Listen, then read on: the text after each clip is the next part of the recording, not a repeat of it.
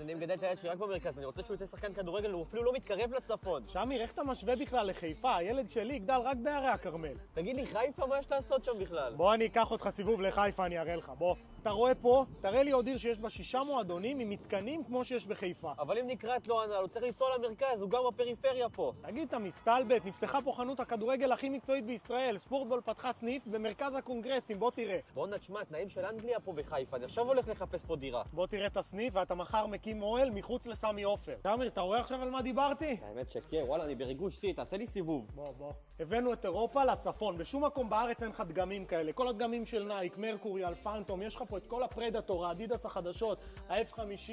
בוא, יש לך את כל הקיר של פומה, מה אתה רוצה, שמיר? וואלה, האולטרה הזאת חשמלית. שמיר, בשביל הריגוש, מהחולצות המקצועיות, איזה קבוצה אתה אוהב? הייתי אוהד סיטי, אבל עזוב, גוארדיולה זה לא מבין בכלל בכדורגל. וואלה, צודק, אין לו מושג. שומע, תשכחי מהמרכז, עושים רילוקיישן לצפון, לחיפה. שחקנים מחיפה מחכים לכם בסניף הכי יפה בארץ, ספורטבול מרכז הקונגרסים.